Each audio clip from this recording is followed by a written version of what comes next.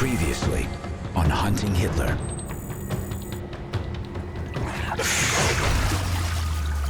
Holy... This is aluminum? This is an airplane propeller. 100%. If you want corroborating evidence, this is it right here. Do you think that the commander of the seaplane was working directly for the Germans after the war and flying Nazis to Nazi communities? Yes, yes. This plane went to some of these other designated areas that you've already looked at. Yeah.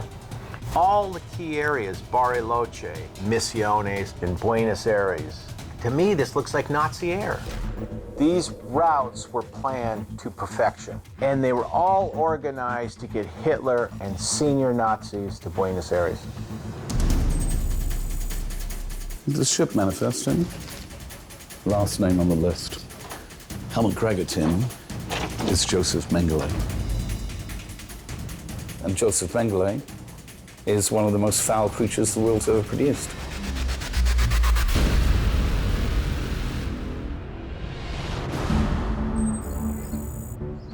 This is the first time I've ever seen a document related to Mengele coming into Argentina. We've heard people talk about it, but we had no paper until now. 21-year CIA veteran Bob Baer and former terrorist targeting officer Neda Bakos are utilizing an asset mapping strategy, tracking Adolf Hitler's known associates to determine exactly where he could have gone after World War II.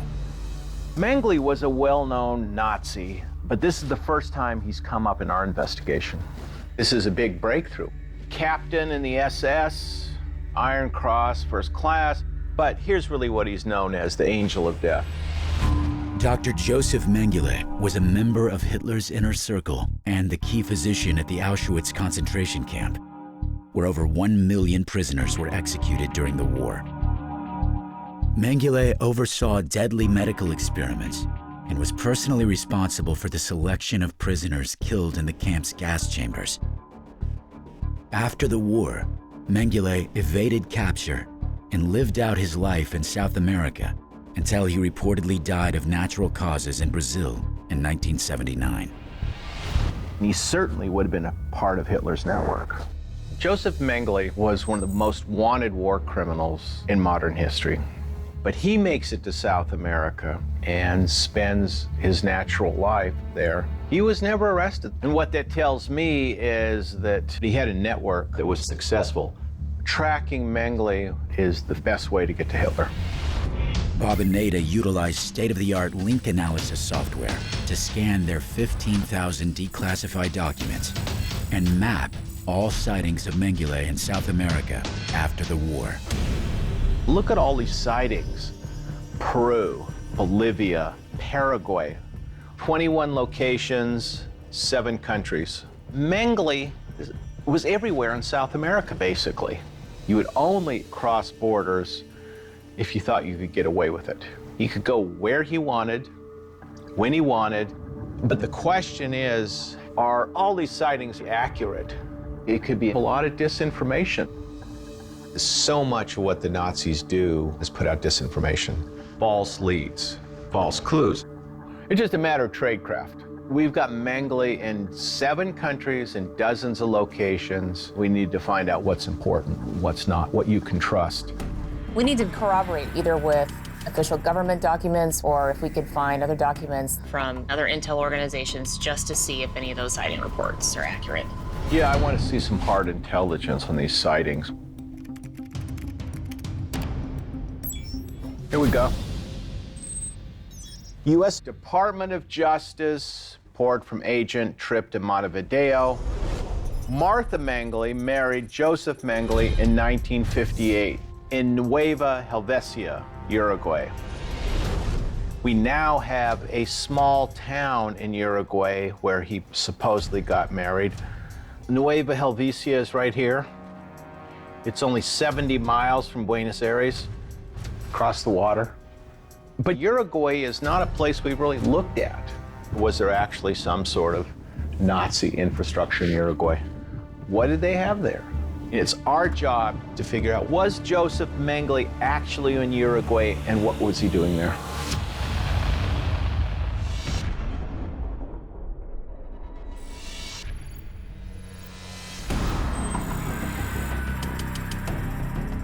We know after the war, Nazis were pouring into South America. Yes. We know they went to Argentina. We know they went to Chile. What we haven't looked into is Uruguay. U.S. Army Special Forces Tim Kennedy, U.S. Army Green Beret Mike Simpson, and their translator Dante land in Nueva Helvecia, Uruguay, in hopes of placing Joseph Mengele in this area after the war. This way, guys. If you're a war criminal on the run, each and every time you come up above ground, you risk being compromised. For someone like Mengele to move around that much, to be in 21 different locations in 7 different countries, to me, that implies he was doing something very suspicious. Hola. Hola. ¿Qué tal? Yo soy Dante, ellos son Tim y Mike, venimos por el tema del archivo que hablamos ayer. Sí, adelante. The team makes contact with Juan Durante, Sígame. the head researcher at the Nueva Helvecia Regional Archives, which houses hundreds of thousands of documents chronicling the history of the town. Wow. So we're looking for marriage certificates in the late 50s. Estoy buscando documentos de casamiento en fines de los 50. Tenemos algunos por aquí, a otros para allá. Let's divide and conquer.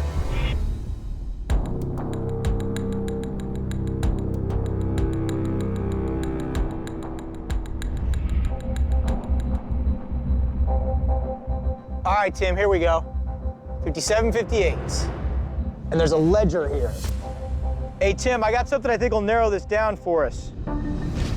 Let's look at it. All right, so let's start looking at names. Yeah, so this is January. These names here. No Mengele here. Adolfo. Adolfo Oldendorf. 22 of July. June 2nd. Right here. Mengele. Jose. That's him. Now look at this. Marriage of Joseph Mengele and Marta Maria Will. So we've got some official stamps here. Look at this. That's Mengele's signature. Oh my God. He physically stood here and signed his name. Think how brazen this is. He's putting his real name on an official marriage certificate in Uruguay. This guy was never underground. He just lived out in the open the whole time. Juan, we need more information specifically about what Nazis were doing in Nueva Helvecia. Anything that would tell us why Joseph Mengele was in Uruguay and what he was doing. If Mengele was that comfortable in this environment that he could get married right out in the open, that means there were much deeper Nazi ties here than anyone had ever thought before. Esto es lo que pude encontrar en la base de datos. It's news clips from Paraguay, Uruguay. No, this one's in English. The Gazette, Montreal, June 6, 1940. Uruguay invasion seen as a Nazi plan.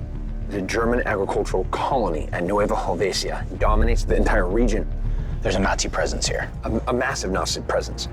This article also says there's another important support point at Paso de las Torres near the Rio Negro hydroelectric project now being built by the Germans. Do anything about that? Paso de los Toros is in Uruguay. Is it reasonably close to here? 3 hours away. Yeah. We know what they're doing at the hydroelectric power plant in Norway. They're making heavy water. Heavy water it was made here? It was made here, yes. They're making quite a lot of it here. It's on an industrial scale. This is Adolf Hitler developing a component for a nuclear weapon. Now we have a hydroelectric power plant being built in Uruguay by the Germans. If they're making heavy water here in Uruguay, we have a real problem. We have proof that Joseph Mengele's here. Now we're going to find out what he was doing here, and that could be it. Paso de los Toros, that's where we got to go.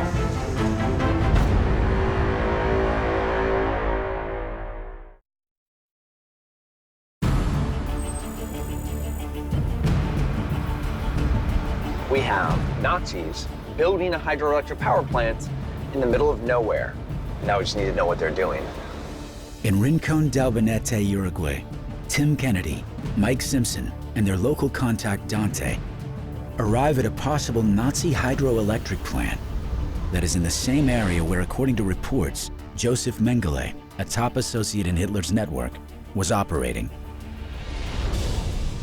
We know that the Nazis like to use hydroelectric facilities for making heavy water one of the most important components to a nuclear weapon. Mike and I need to case this hydroelectric facility. We need to determine if it was, in fact, a support location for Nazis in the area. And if so, is this a point that Joseph Mengele would come and operate out of? Hola, señor. Santiago. Hola. Hello. Tim. Mike. Hello. Mucho gusto.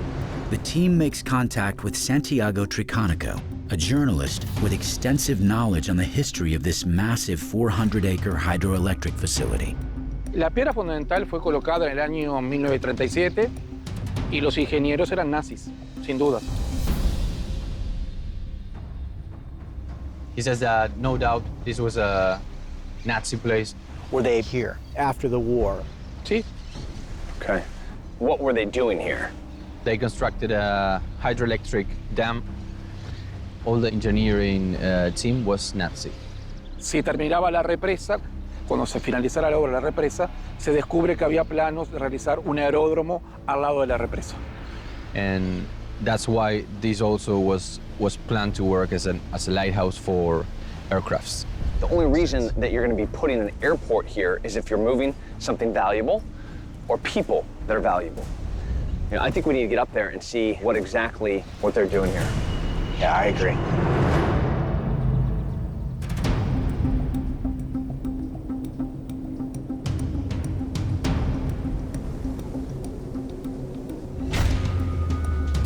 And from here, you can see the river. You can see the proposed location of the airstrip. You can see the dam itself. Yeah, this is a great vantage point.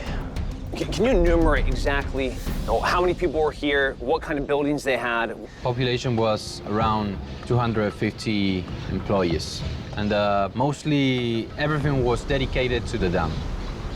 There were also ships and boats bringing materials. They have everything they need here. Build an airport, they can land seaplanes, they can bring boats, they have energy with the hydroelectric dam. And this could be their Manhattan Project of South America. This place scares me. Yeah, it's really sinister. I want to get a better look at that lighthouse. Yeah.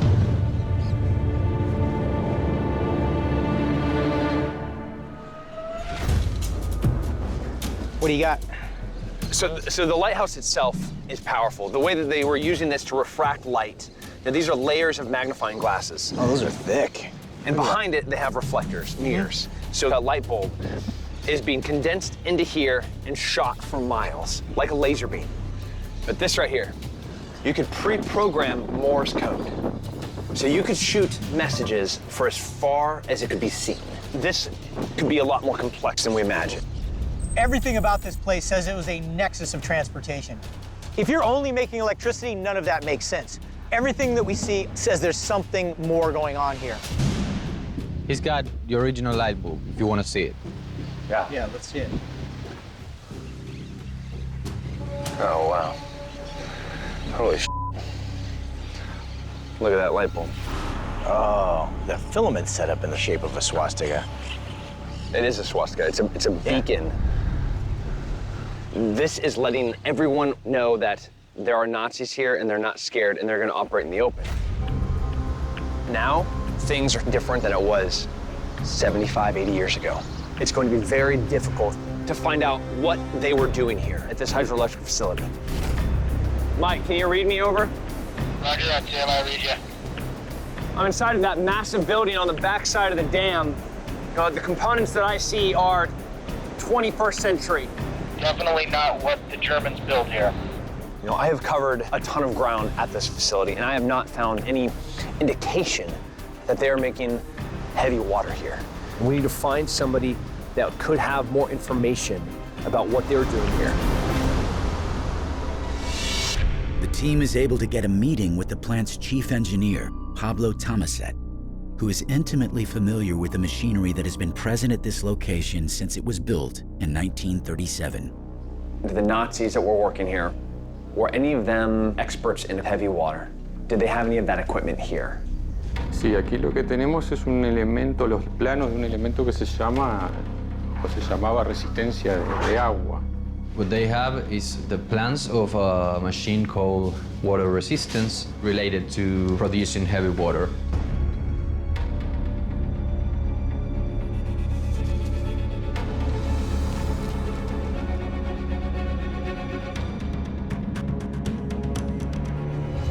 But your understanding is that their intent was the production of heavy water? Sí. We're trying to find out the reason why Joseph Mengele came here. I believe that we found it. There was a plan in place to make heavy water, and they had the means to move it anywhere in the world from right here. There's no doubt in my mind this hydroelectric facility would be absolutely necessary to facilitate the rise of the Fourth Reich. They're planning on making nuclear energy in South America.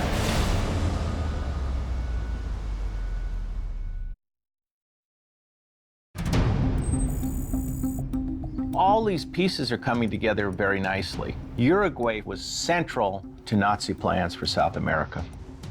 Bob and Nada review the findings from Uruguay, where a declassified CIA document claims notorious Nazi war criminal Joseph Mengele was married in 1958. So the team found this hydroelectric plant where they have a lighthouse where they can use Morse code and communicate. You know, they found light bulbs with the Nazi insignia, so it's clearly putting their mark on the plant. And there were even plans for an airstrip to be built. This hydroelectric plant, which may have been in the process of converted to making heavy water, if you need infrastructure for a Fourth Reich, this would be ideal for it. Now we know why Mengele was in Uruguay. He wasn't just moving around randomly. He was operational. He was on a mission for the Fourth Reich. What intrigues me is Paraguay. Why do we have so many sightings of him in that region? We don't know. But we have to remember that Paraguay was the perfect place for Nazis, especially Nazis building the Fourth Reich. In 1954, military officer Alfredo Stroessner staged a successful coup to take control of Paraguay. A known Nazi sympathizer, Stroessner served as president of Paraguay for 35 years, leading a notoriously oppressive regime that tortured and killed all political opposition. In 1955, Perón is overthrown. Argentina is no longer a safe haven. The Nazis are going to have to shift base, and Paraguay is the perfect place, and it's right on the border of Argentina. Even if half of those sightings are accurate, he's doing something up there. The question is, what's he doing? Let's do a search and see what we got. Okay, Mengele, Paraguay. We got some.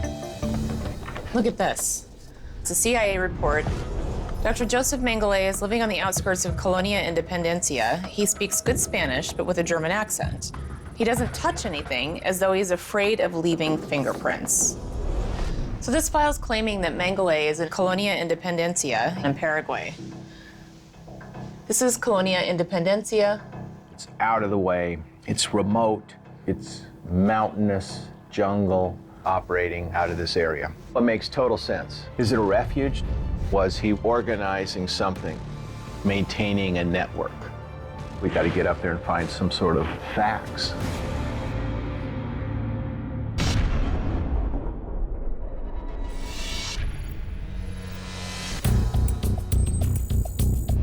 We're trying to find any first-hand information or evidence Joseph Mengele might have been here in Paraguay. Yeah.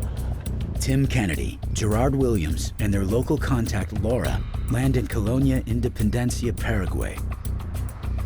If we can confirm that Joseph Mengele was here, maybe we can get more details about what his activities were and if he's trying to move the agenda of the Fourth Reich here in South America forward. So this is it. It's over here, over there. This is the one, yes. Right.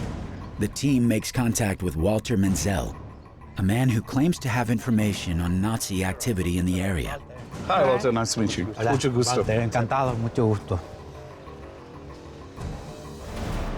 Thank you very much for taking the time to talk to us. We're under the impression that you have information about Nazis here. Were there a lot of Nazi supporting people that were living in Colonia Independencia. Me pregunta si después de la guerra había gente que apoyaba a los nazis. Sí. Acá existía una comunidad alemana grande. If a war criminal from Europe fled and came to Paraguay in the 1950s, do you think they could find refuge? Bueno, eso, un hombre que vino a vivir con la familia.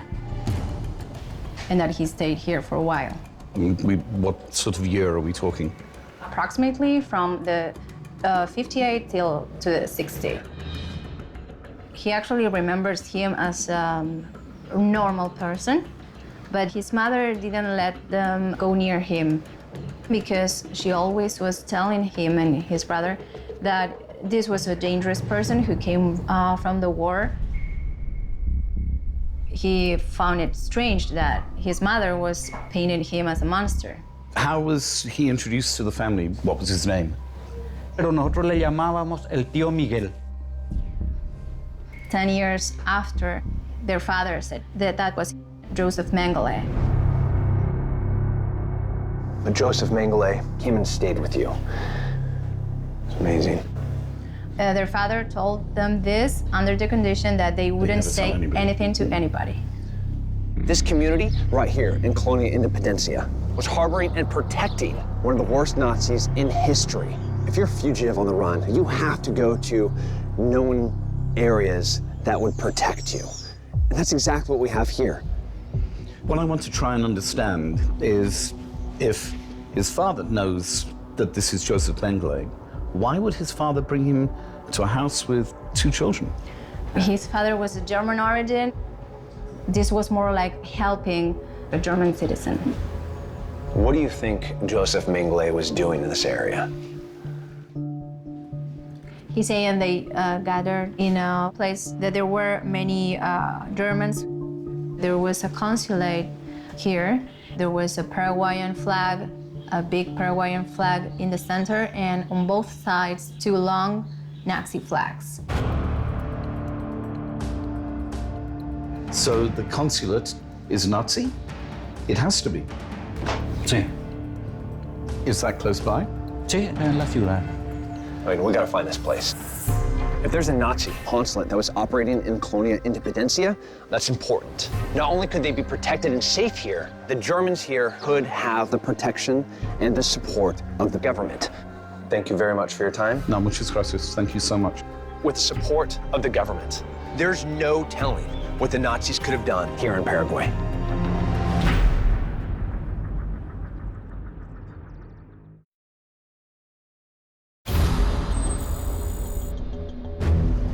The fact that they have a German consulate here is very telling about the potential network that the Nazis had here. In Colonia Independencia, Paraguay, Tim and Gerard are investigating a declassified CIA file and eyewitness testimony claiming that Nazi war criminal Joseph Mengele was operating in this remote town. Well, we just split up. We can do more damage that way.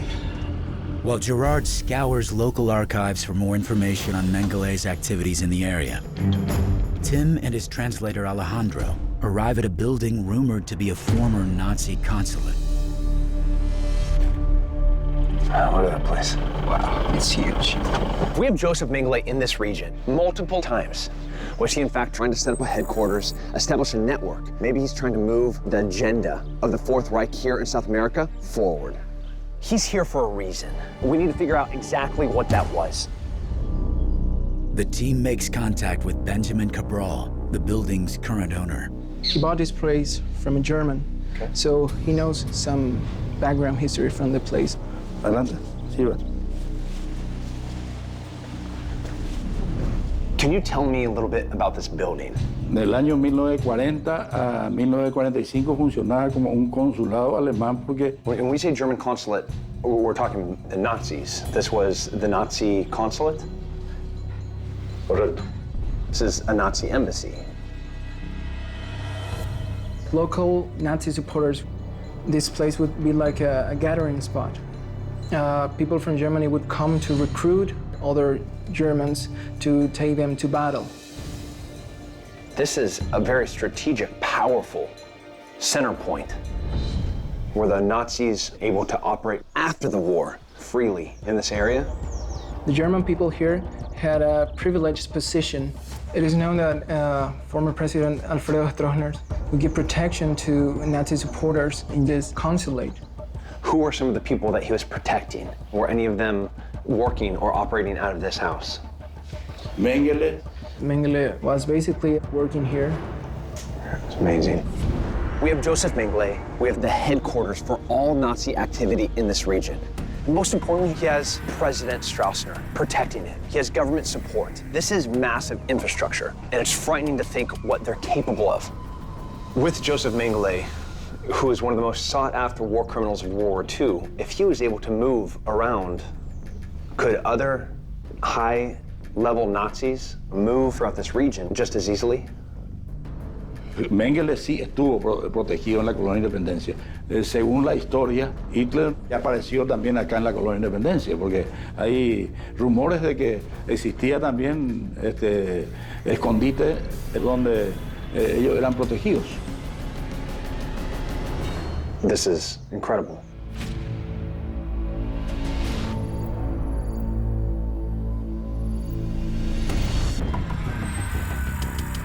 Colonia Independencia is a German community.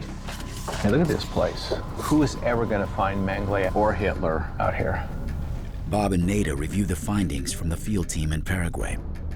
I think this is a big breakthrough. We found Mengele in Paraguay, and there are even rumors of Hitler coming through. The team found a German consulate for the Nazis in Colonia Independencia. This is a fairly active consulate in this small community. Mengele clearly had a role in the government in Paraguay. And then you have a sympathetic president. So that if Mengele is showing up here in this village, he can count on the implicit support of the Paraguayan government. It tells you what kind of protection Mengele would have had here. And now we have a Hitler sighting. I have no doubt that Mengele could have hit him somewhere. We have had multiple sightings putting Mengele in Paraguay because Mengele is on a mission. He's protecting Adolf Hitler. Now the question is, where could he hide Hitler in Paraguay? Here we go. All right, here we've got a report from Paraguay. Vestiges of Nazi military presence in Paraguay. Having detected remains of military buildings in the vicinity of Bavarian-style houses in Salto Suizo, there is a high probability that the use was to house personnel for protection of personalities of the defeated Nazi regime. This file is telling us that there is a military facility in Paraguay, a Nazi military facility. This is exactly what I was looking for. Sounds like Misiones, doesn't it?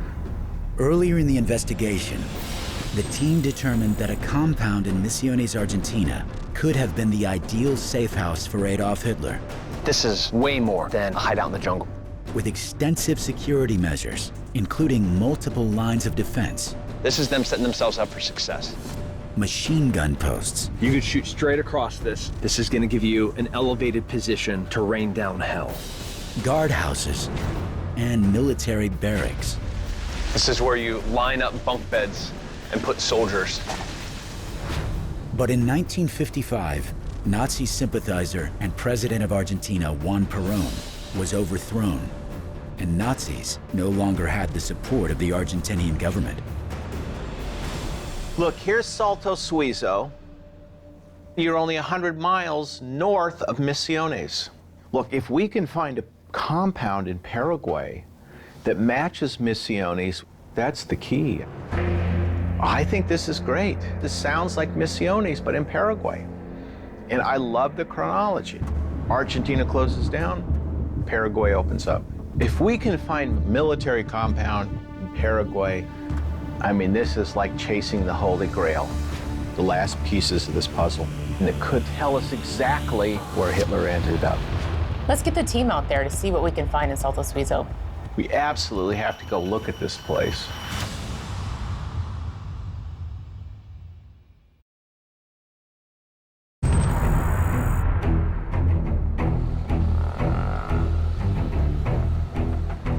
can disappear into this city, gone. You can go back 60 years.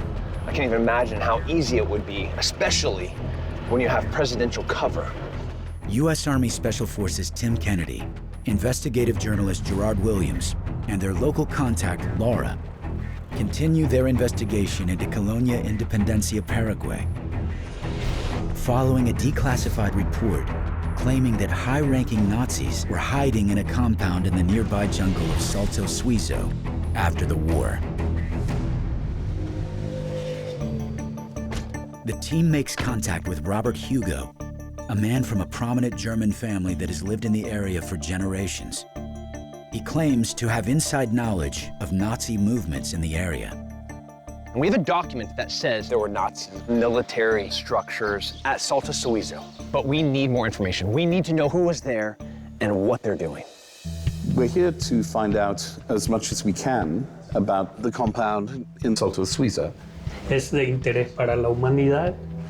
Lo poco que yo sé voy a corroborar con ustedes. Okay, he's saying no problem, that anything he knows that is of interest to people, to humanity, he's gonna help us. El caso, por ejemplo, de Adolf Hitler, muchos hablaban que estuvo en Paraguay. There were rumors Hitler got here in Paraguay through Misiones, and that he was always living in hidden places. He was 17 years old. He had already started working as an electrician, supervising electrical installations. He's telling me he got to a house where a couple welcomed him. When he got there, he saw a person with a physical appearance of Hitler. He asked somebody else if this man was Adolf Hitler. His coworker looked at him and did this, like. And that man, you believe, was Adolf Hitler? Sí. Try and go back to that exact moment and tell me every single thing he remembers. Okay, this man had a very thick mustache, but not very Tidy, tidy. well dressed, yeah. Right.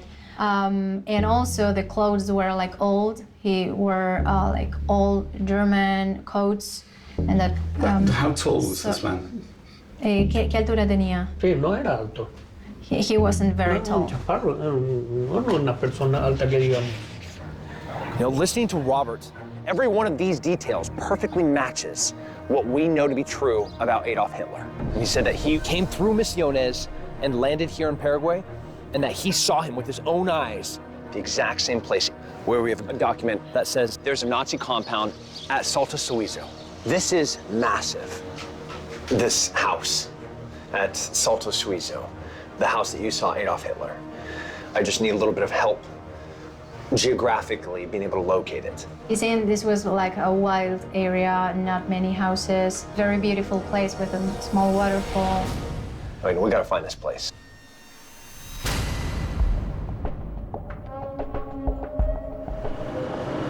Robert said it was on the backside through these mountains, near the waterfall. Following detailed directions provided by the eyewitness, Tim, Gerard, and Laura travel 3.5 hours from the closest city to the location of a remote house in the jungle of Salto Suizo. It's been a hell of a drive to get up here.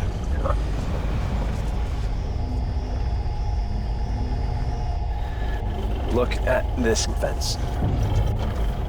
Barbed wire, 6-7 feet tall. Why do you need that out here? This fence, this is reminiscent of countless places. I've seen it in Europe. I've seen it in Chile. And the last time I saw a fence like that, I was on a military base. The almost quintessential embodiment of what the Nazis do for security. To me, there's no doubting who built this fence. This is somebody that is intimately familiar with the way that Nazis protect things. We don't know what we're gonna find on the other side, but I'm starting to think this is big.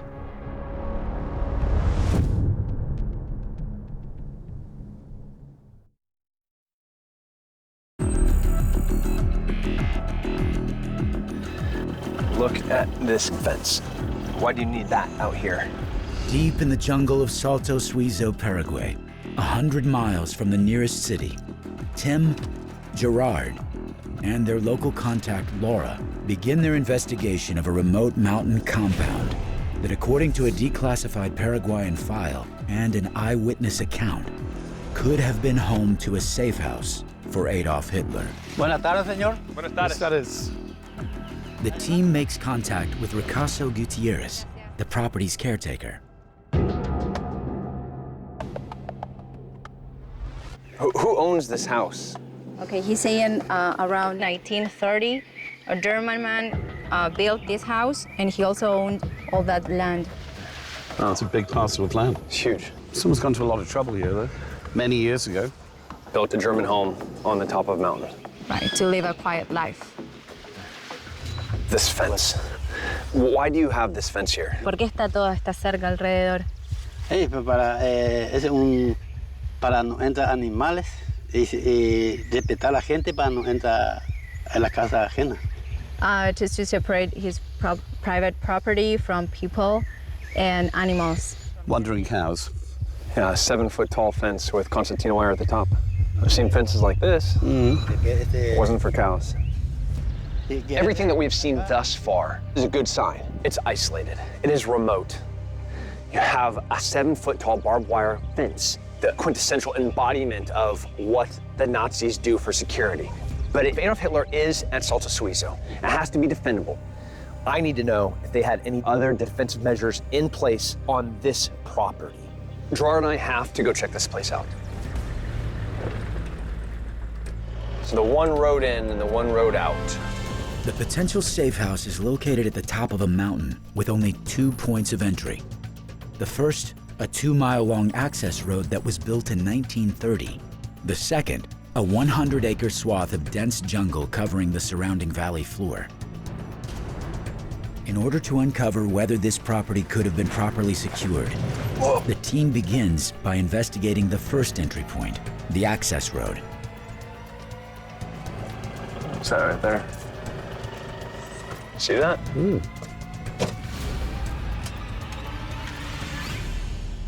Okay. What is this doing out here? 2 miles below the safe house, at the entrance to the access road, the team discovers the remains of a mysterious structure. Wall's pretty thick. Yeah, walls are very thick. They're thick enough to stop a bullet. This might be a guard shack. These ruins trigger a memory. I've seen this type of construction before. Man, this is very similar to those houses in Misiones. You know, the size of the structure.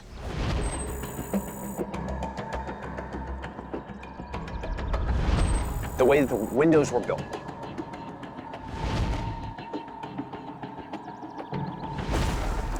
The type of nails that they used. And it is identical to Misiones. But if Adolf Hitler is living here, he's gonna have more than just a guard shack. I need to go deeper into the jungle. I need to see what other defensive measures they had in place. Having found evidence of a guard shack controlling entry to the access road, Tim sets off on foot to uncover whether defensive measures were in place at the only other means of entry to the compound, a 100-acre swath of jungle along the valley floor. There's a small waterfall here with a rope bridge across it. Looks like it would have been here 75 years ago. If you want to stop somebody's ability to move through this, a water crossing is the perfect opportunity. This could be a perfect spot for an ambush, a couple of snips of a wire, a couple of guys with machine guns. Nobody's getting through. This is without a doubt a choke point. All right, I'm gonna keep pushing. Tim has now found a rope bridge along the valley floor that could have controlled any access to the compound through the jungle. Holy.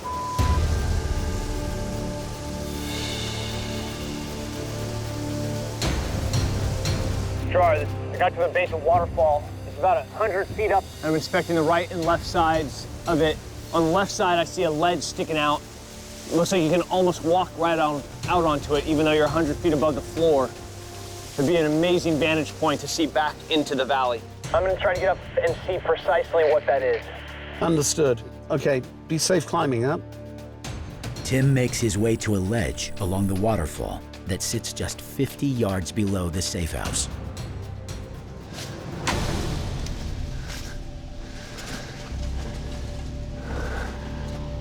This might...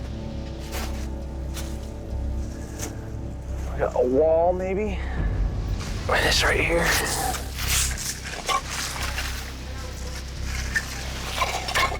Oh, this is clearly man-made. Chunks of metal sticking out of it. That's it. Oh, looks like a chair. Somebody sitting up here?